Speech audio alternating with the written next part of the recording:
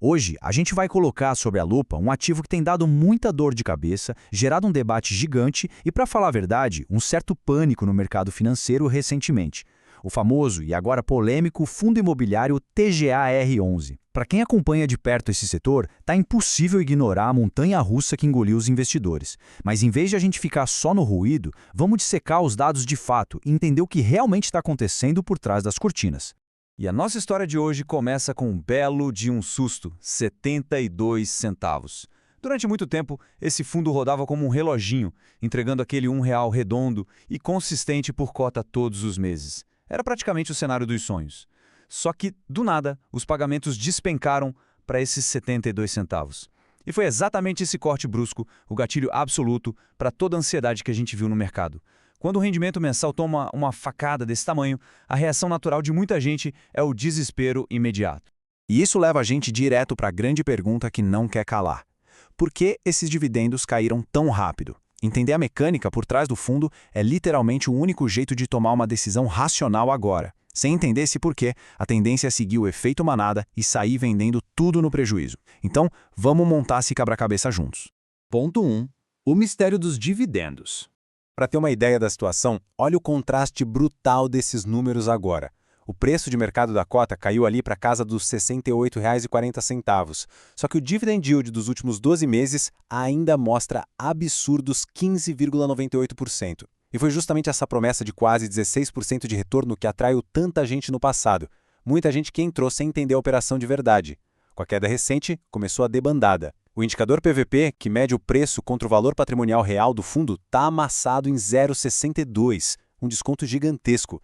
E a base de investidores, que já foi gigante, está encolhendo ali para casa dos 144 mil. É aquele clássico efeito bola de neve, né? O rendimento cai, o pessoal foge, o preço desaba e quem fica se assusta e vende também. Ponto 2. Desenvolvimento não é aluguel.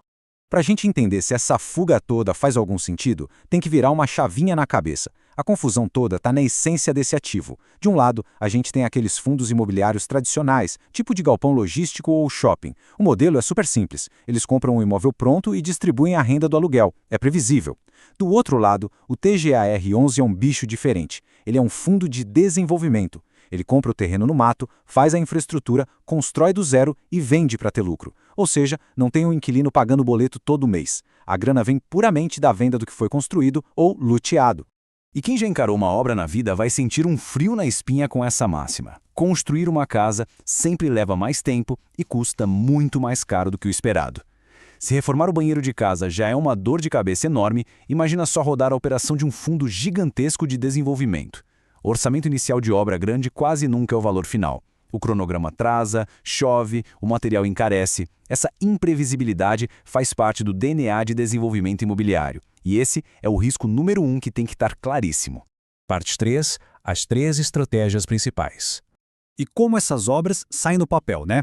O fundo trabalha com 3 frentes bem definidas. O passo 1 é o urbanismo. Eles compram glebas de terra enormes e bancam a infraestrutura, esgoto, asfalto, energia, preparando aqueles lotes residenciais para venda. O passo 2 é a incorporação, que é levantar prédio mesmo, condomínio de casas, o imóvel físico em si. E o passo 3, que é o mais apimentado de todos, é a multipropriedade. Aqui é alto risco e alto retorno, geralmente construindo resorts e hotéis para vender cotas de uso de férias. O fundo entra com a grana, em sociedade com quem vai construir, e o lucro dessas vendas vira o dividendo lá na frente.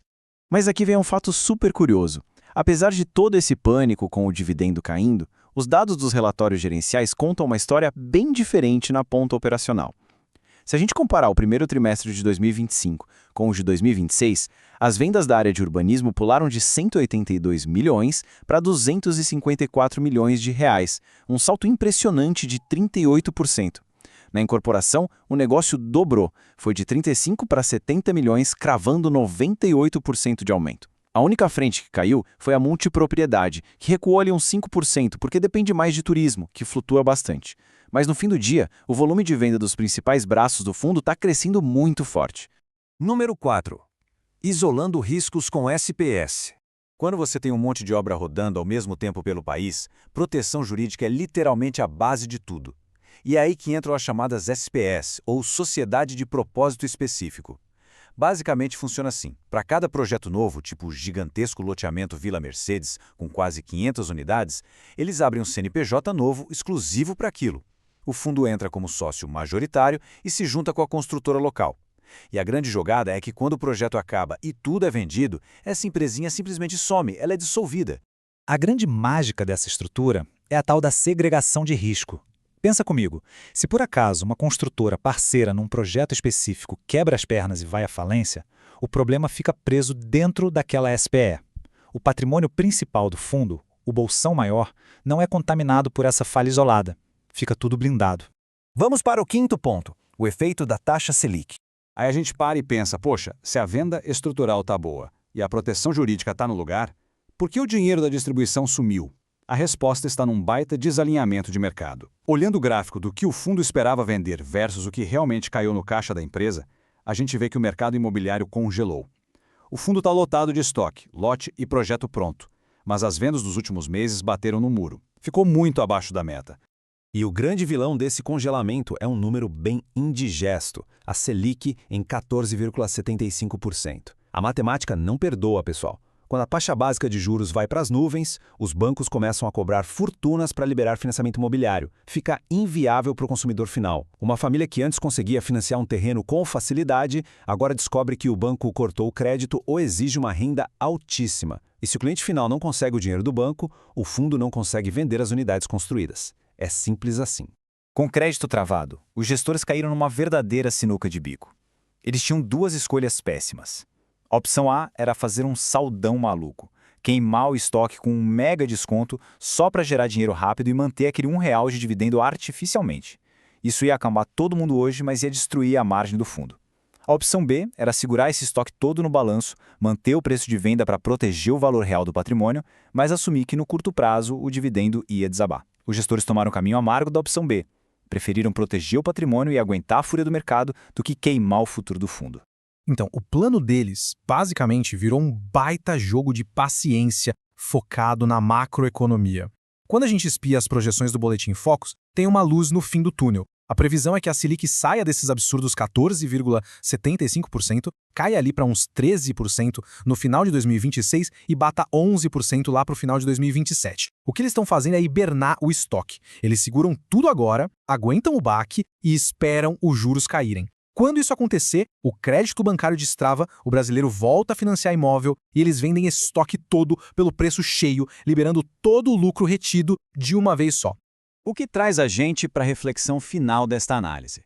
A gente tem na mesa um fundo focado em desenvolvimento, que por natureza joga o jogo do longo prazo, sendo negociado hoje com absurdos 40% de desconto em relação ao que ele realmente vale no papel.